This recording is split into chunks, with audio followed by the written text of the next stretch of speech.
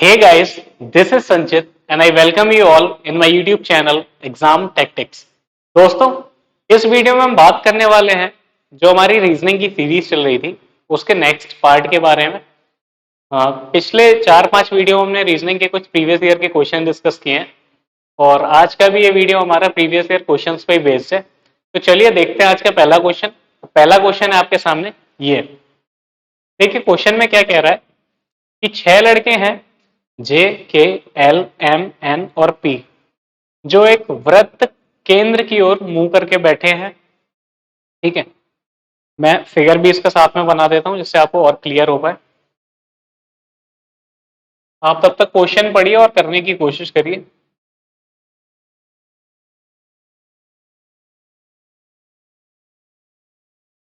ये 6 लड़के हैं जो एक वृत्त के केंद्र की ओर मुंह करके बैठे हैं।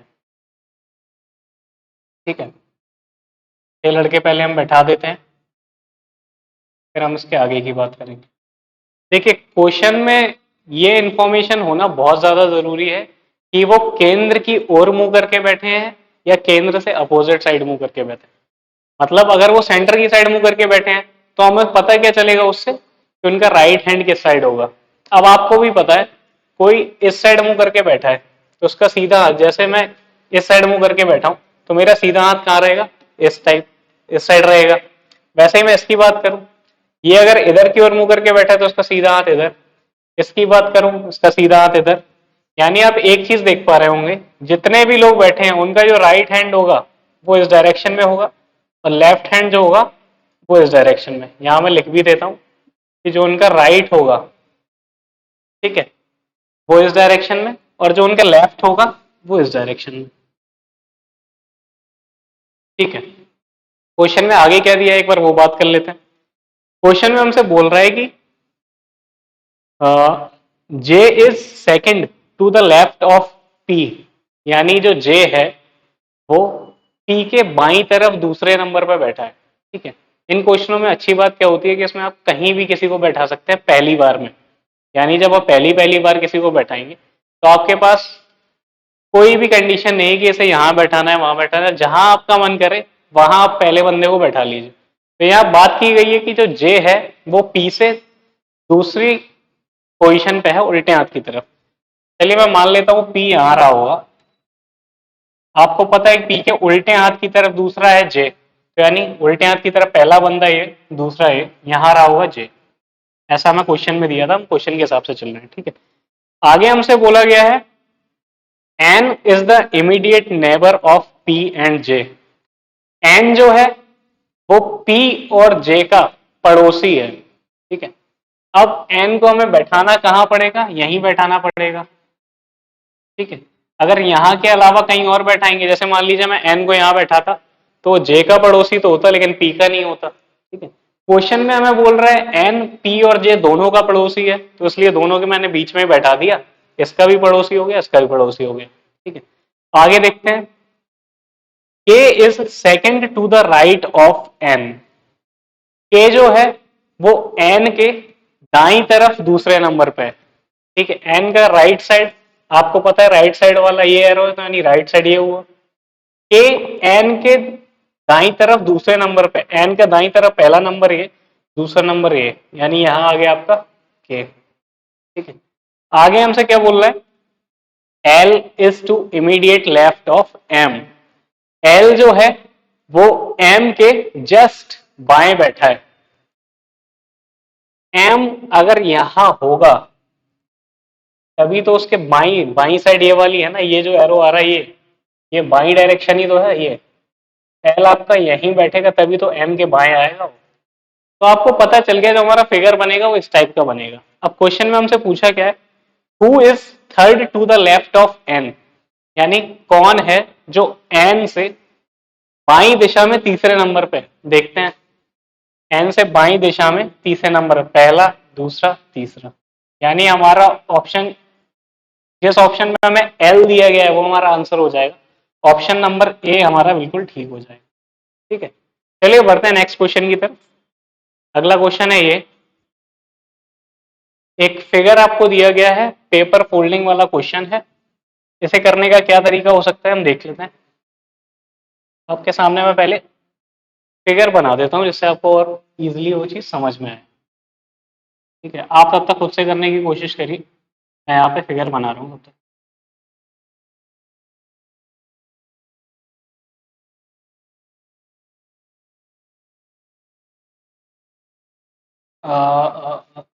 यहाँ पे ये वाला बॉक्स नहीं दिया है क्वेश्चन। ठीक है, और क्या दिया हुआ है हमें, टाइप से एक बॉक्स दिया।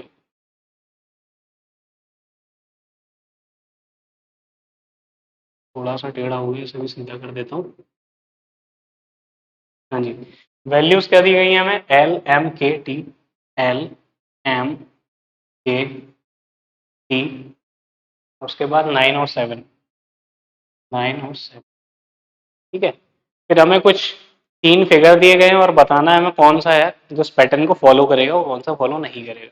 चलिए, इस टाइप के जब भी आपको क्वेश्चन दिए जाएंगे पेपर फोल्डिंग वाले, ठीक है, तो ऐसे क्वेश्चनों में आपको ध्यान रखना है, अगर इस टाइप का कोई फिगर दिया है, पेपर फोल्डिंग का क्वेश्चन है, तो आपको करना क्या है, पहले आप सबसे पहले वाले को पकड़िए और उससे आप तीसरे अंक पे जाइए। तीसरा कौन सा हुआ, अगर हम यहां खड़े हैं तो यहां से तीसरा कौन सा होगा, 1 2 3, यानी एल का जो 7 हुआ वो टी से नहीं हो सकता। ये चीज हमें यहां से पता चलेगी, जो मैं आपको तरीका बता रहा हूं उससे हमें ये पता चलेगा कि किसका पेयर किसके साथ नहीं बन सकता। ठीक है, तो यहां से हमें पता चल गया एल का पेयर टी के साथ नहीं बनेगा। अब मैं कहूंगा आप दूसरा अंक पकड़िए, आपने एम पकड़ा, फिर आप तीसरे नंबर पे जाइए, 1 2 3, यानी एम का जो पेयर है वो 9 के साथ पॉसिबल नहीं है। ऐसा ही मैं आपको कहूंगा तीसरा नंबर पकड़िए और इससे तीसरे अंक पे जाइए, आपने के पकड़ा और तीसरे अंक पे गए, 1 2 3, यानी के का पेयर जो है वो 7 के साथ पॉसिबल नहीं है। ठीक है, अब हम ऑप्शंस में देखते हैं। देखिए, पहले में दिया गया है एल टी और 9। अब मैंने आपको यहाँ वैसे भी बताया कि एल और टी साथ साथ नहीं आ सकते। पहले ऑप्शन में एल और टी साथ साथ दिए हैं, इसलिए पहला ऑप्शन आपका गलत। दूसरे ऑप्शन में देखते हैं के 9 और 7, के और 7 साथ साथ नहीं आ सकते। दूसरे ऑप्शन में के और 7 साथ साथ दिए हैं, इसलिए दूसरा ऑप्शन भी गलत। तीसरे ऑप्शन पे चलते हैं, टी एम और के। टी आपका इसमें से है, एम आपका इसमें से है, के आपका इसमें से, यानी तीनों अलग अलग हैं। तो हमारा जो तीसरा फिगर था वो फॉलो करेगा, बाकी कोई फॉलो नहीं करेगा। तो इस हिसाब से हमारा ऑप्शन नंबर डी जो है वो इसका सही आंसर होगा। चलिए बढ़ते हैं नेक्स्ट क्वेश्चन की तरफ। बहुत बड़ा सा क्वेश्चन लग रहा है, इसे थोड़ा और बड़ा कर देता हूँ जिससे आप और अच्छे से इसे पढ़ पाए। चलिए, क्वेश्चन में क्या बोल रहा है, 8 लड़के हैं, उनके नाम दे दिया हमें B1 से लेके B8 तक। उनकी हाइट की तुलना की जाती है, यानी कंपेयर कर रहे हैं उनकी हाइट के बारे में हम। ठीक है, और हमें कंडीशंस क्या क्या दी हैं हम उसके हिसाब से बनाने की कोशिश करते हैं। पहले तो मैं 8 लड़के बना देता हूँ, इसे मैं यहाँ से इरेज कर रहा हूँ, उसकी जगह मैं आपको फिगर बना के समझाने की कोशिश करता हूँ। 8 बॉयज हैं, यानी 1 2 3 4 5 6 7 8। ठीक है, अब देख लेते हैं पहले हमने क्या बोला है। हमें पहली बात बोली है कि height of B3 will be least और मैक्सिमम, यानी B3 की जो हाइट है वो या तो सबसे कम होगी या सबसे ज्यादा होगी। यानी हम B3 को यहां भी बैठा सकते हैं और यहां भी बैठा सकते हैं। ठीक है, हम ये मान के चल रहे हैं कि इस साइड जो बैठे हैं उनकी हाइट सबसे ज्यादा है, यानी सबसे ज्यादा वाला हमारा इस साइड, सबसे ज्यादा। ठीक है, और इस साइड हमारा आ गया सबसे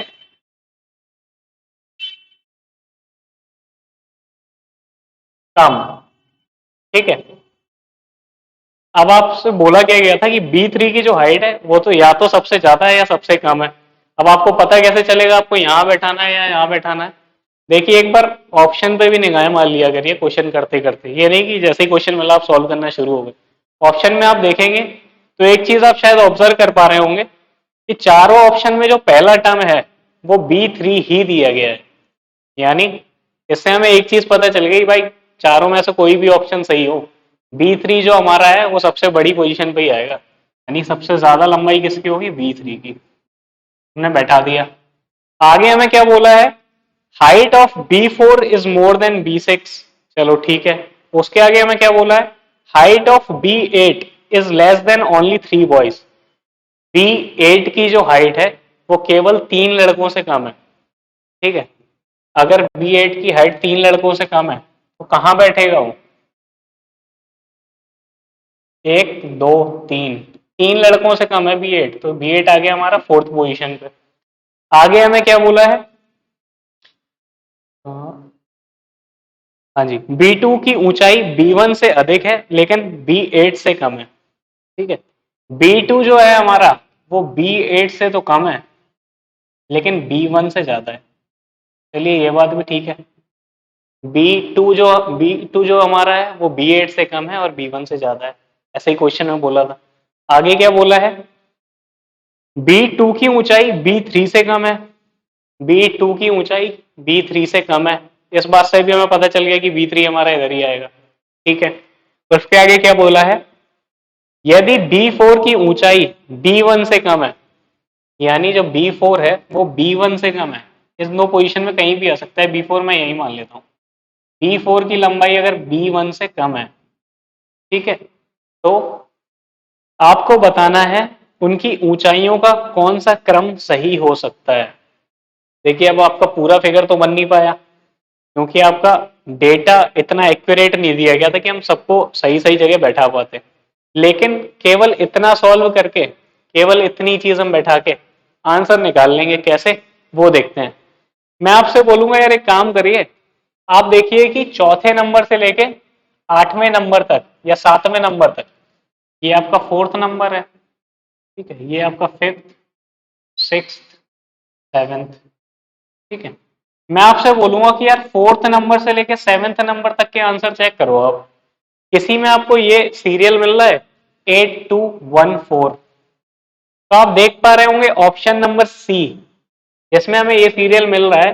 चौथे नंबर पे आपका B8, फिर B2, फिर B1, फिर B4, यानी केवल एक ही ऑप्शन ऐसा था जो हमारा ये सीरियल फॉलो कर रहा था, इसलिए आपका जो ऑप्शन नंबर सी है वो राइट आंसर हो जाएगा। ठीक है, तो उम्मीद करता हूँ आपको समझ में आया होगा। अच्छा क्वेश्चन था, टाइम कंज्यूमिंग क्वेश्चन था, पेपर में 1 2 क्वेश्चन ऐसे डाले ही जाते हैं जिससे आपका टाइम वेस्ट हो। ठीक है, तो ये आपके ऊपर डिपेंड करता है कि आप इस टाइप के क्वेश्चन सॉल्व करेंगे या छोड़ेंगे, बाकी क्वेश्चनों को देखेंगे। ठीक है, चलिए बढ़ते हैं नेक्स्ट क्वेश्चन की तरफ। नेक्स्ट क्वेश्चन है हमारा ये, फिर से वैसे ही क्वेश्चन, इस टाइप के क्वेश्चन हम पहले भी कर चुके हैं और फिर से उसी टाइप का क्वेश्चन है। इसे आप खुद से करने की कोशिश करिए और आंसर कमेंट सेक्शन में कमेंट करके जरूर बताइएगा। ठीक है, मैंने आपको बताया जब भी आपको इस टाइप का कोई क्वेश्चन दिखेगा जिसमें क्लॉकवाइज और एंटी क्लॉकवाइज वाली बात हो रही हो, तो क्लॉकवाइज अलग काउंट करिए, एंटी क्लॉकवाइज अलग काउंट करिए। वही हम यहाँ करने जा रहे हैं। मैं यहाँ काउंट कर रहा हूँ क्लॉकवाइज, ठीक है, और यहाँ कर रहा हूँ एंटी क्लॉकवाइज। क्लॉकवाइज वैल्यू हमें क्या क्या दी गई थी, 194 और 612, यानी 194 डिग्री और 612 डिग्री। ठीक है, चलिए इन दोनों को काउंट करेंगे, इन दोनों का आप जोड़ेंगे तो आपको मिलेगा 806 डिग्री। ठीक है, अब एंटी क्लॉकवाइज की बात कर लेते हैं। एंटी क्लॉकवाइज वैल्यू आपको कितनी दी गई है, 263 और 342, 263 डिग्री और 342 डिग्री। इन दोनों को आप काउंट कर लीजिए। जब इन दोनों को आप काउंट करेंगे तो आपको मिलेगा 605 डिग्री। ठीक है, फिर मैंने आपको बताया था इन दोनों का डिफरेंस ले लीजिए, बड़े से छोटा घटा दीजिए। जब आप इनका डिफरेंस लेंगे तो आपको मिल जाएगा 201 डिग्री क्लॉकवाइज, क्योंकि क्लॉकवाइज वाली वैल्यू ज्यादा है। ठीक है, चलिए इतना तो हमें पता चल गया। अब क्वेश्चन हमसे बोल क्या रहा था कि जब आपने घड़ी की सुई को इतने बार घुमाया ना, तो लास्ट में जो उसकी पोजीशन थी वो किस डायरेक्शन में हमें दी गई है, साउथ डायरेक्शन में। यानी डायरेक्शंस आपको पता है, सीधे हाथ की तरफ ईस्ट, उल्टे हाथ की तरफ वेस्ट, ऊपर की तरफ नॉर्थ, नीचे की तरफ साउथ। आपको दी गई है कि 201 डिग्री क्लॉकवाइज घूमने के बाद उसका मुंह साउथ की तरफ था, ठीक है।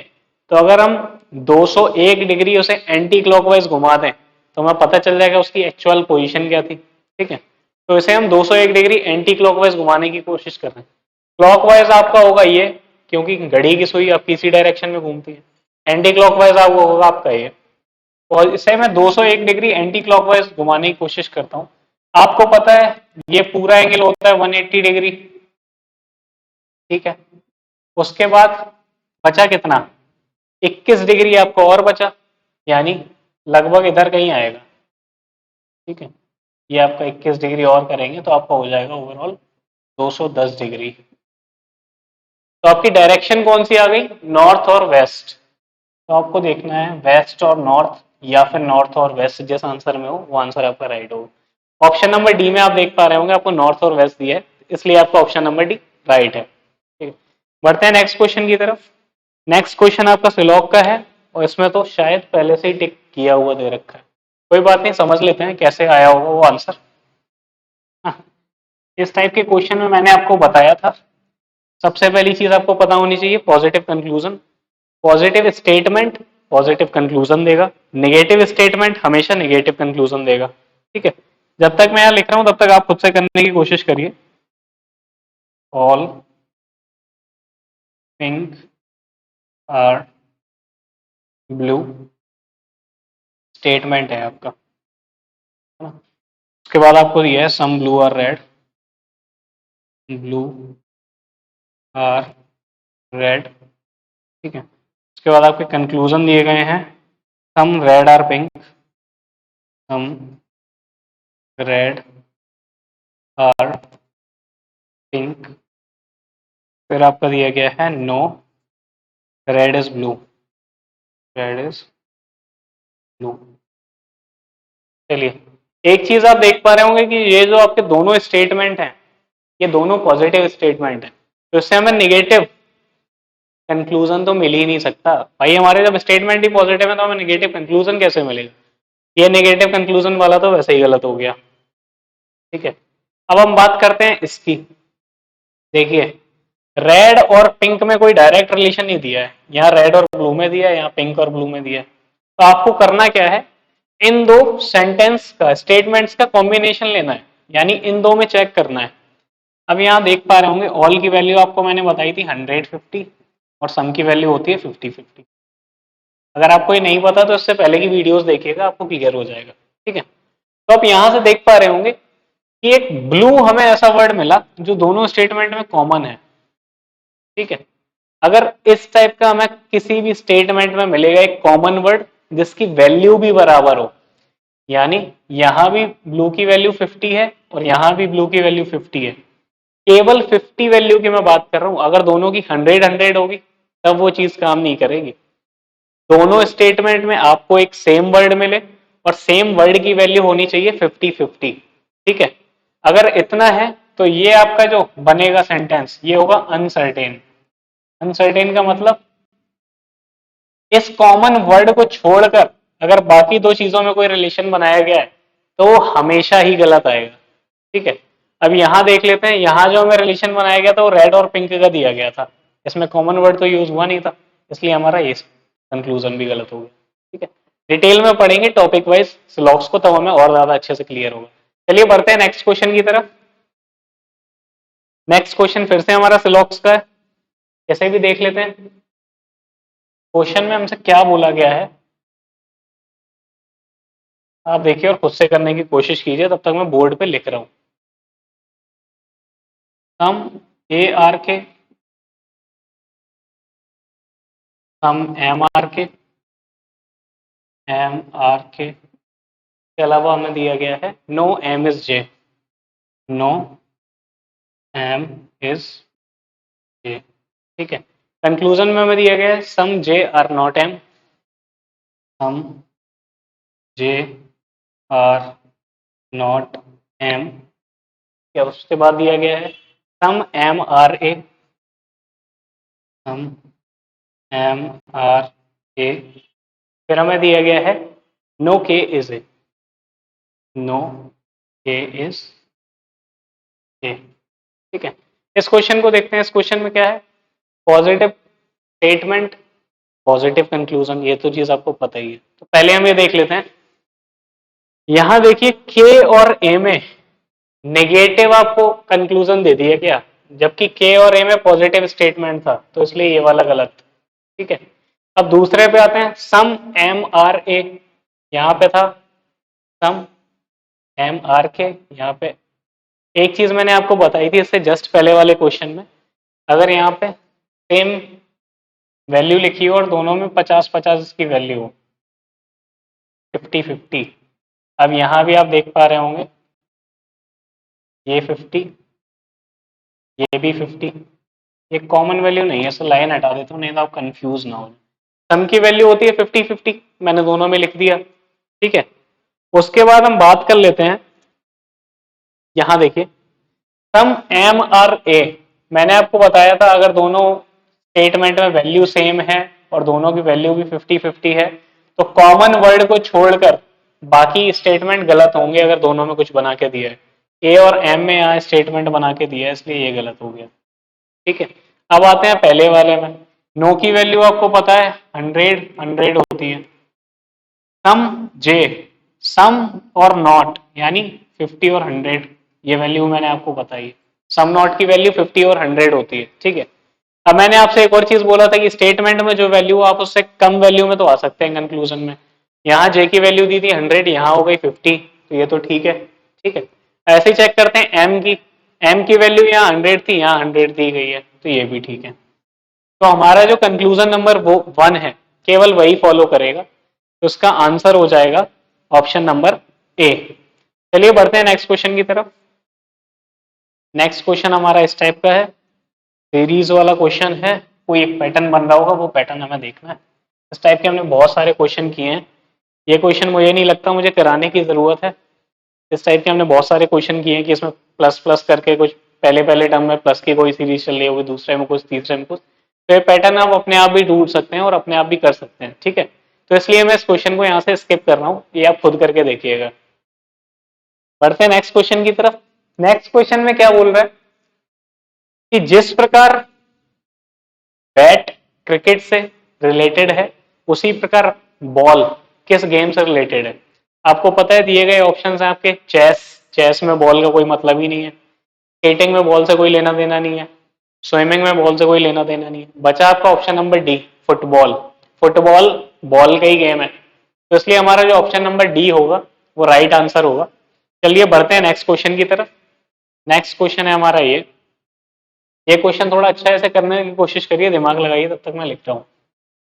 8, 32, 102, 136, 102, 136, उसके बाद है हमारा 238 और 374, 238 और 374। क्वेश्चन में हमसे बोला क्या गया है कि इन दी गई सीरीज में एक जो टर्म है, ठीक है, वो गलत है। ठीक है। दी गई सीरीज में इनमें से एक कोई टर्म गलत है, आपको टर्म बताना है। तो पहले तो सीरीज या सीक्वेंस में कोई पैटर्न ढूंढने की कोशिश करिए कि भाई कौन सा ऐसा पैटर्न है या कौन सी ऐसी सीरीज चल रही है जो बाकी सब में भी फॉलो कर रही है। ठीक है। वो रिलेशन ढूंढने की हम कोशिश करते हैं। देखिए कैसे मिलेगा। अगर मैं आपको बोलूं कि आप इस क्वेश्चन को लास्ट से करने की कोशिश करिए। देखिए जब भी आपको इस टाइप की कोई सीरीज मिले ना, जब आपको कोई कनेक्शन ना दिख रहा हो डायरेक्ट, अब देखिए 68 से 34 का क्या कनेक्शन हो सकता है, 68 से 32 आने के लिए आपको क्या करना पड़ेगा, या तो बोलें कि आप यार 68 का आधा भी नहीं होता 32, हम ये भी नहीं कह सकते कि डिवाइडेड बाई 2 कर दें हमें 32 मिल जाएगा, वो भी होता है आपका 34। ठीक है। तो और हम क्या कर सकते हैं, मैं आपसे बोलूं एक काम करिए, डिफरेंस लेना शुरू करिए आप। ठीक है। इन दोनों का डिफरेंस लीजिए। जब आप 374 में से 238 घटाएंगे ना तो आपको मिलेगा क्या, 136। ठीक है। फिर मैं आपसे बोलूं कि इन दोनों का डिफरेंस लीजिए। जब आप 238 में से 136 घटाएंगे तो आपको मिलेगा 102। ठीक है। सही बात है। फिर मैं बोलूं इन दोनों का डिफरेंस लीजिए। जब आप 136 में से 102 घटाएंगे तब आपको मिलेगा 34। ठीक है। अब आपको शायद एक चीज यहीं से क्लियर हो गई होगी, अगर नहीं हुई है तो अब हो जाएगी। ठीक है, पैटर्न देखने की कोशिश करिएगा। इन दोनों को जब घटा के जो हमें मिला वो इससे पहले लिखा हुआ है, इन दोनों को घटा के जो हमें मिला वो इससे पहले लिखा हुआ है, इन दोनों को घटा के जो हमें मिला वो हमें इससे पहले लिखना पड़ेगा। यानी अगर हम 32 की जगह 34 लिखते, अगर हम इसकी जगह 34 लिखते, तो क्या इन दोनों को घटा के 68 मिलता? अगर मैं वो बोलूँ आपसे 102 में से आप 34 घटाइए, ठीक है, तो आप बोलेंगे 12 में से 4 गए, ये आ गया 8, यहाँ आपका 9 में से 3 गए, आ गया। तो आपको यहाँ से पता चल गया कि ये जो 32 वाला टर्म था ये एक्चुअल में 34 होना चाहिए था, लेकिन गलती से यहाँ 32 लिख दिया गया। ठीक है, तो आज के इस वीडियो में हम इतने ही क्वेश्चन डिस्कस करने वाले हैं और मिलते हैं आपके साथ नेक्स्ट वीडियो में। नेक्स्ट वीडियो में भी हम रीजनिंग का कुछ पार्ट डिस्कस करेंगे और उसके साथ साथ हम इंग्लिश के भी कुछ वीडियोस लाएंगे जो जिसमें हम थोड़ा खेल खेल में हंसी मजाक के थ्रू ही इंग्लिश को सीखना शुरू करेंगे और सीखने की कोशिश करेंगे कुछ बेहतरीन कॉन्सेप्ट्स। ठीक है, तो अगर आपको ये वीडियो पसंद आई हो तो प्लीज इसे लाइक करिए, चैनल को सब्सक्राइब करिए, वीडियो को शेयर करिए अपनी फ्रेंड्स और फैमिलीज में, कि जिससे हम ज्यादा से ज्यादा लोगों को जोड़ पाए और उन्हें भी इन सब चीजों का फायदा कहीं ना कहीं एग्जाम पॉइंट ऑफ व्यू से हो पाए। तो चलिए तब तक के लिए अपना ध्यान रखिए, ख्याल रखिए, मिलते हैं नेक्स्ट वीडियो में। बाय बाय, जय हिंद।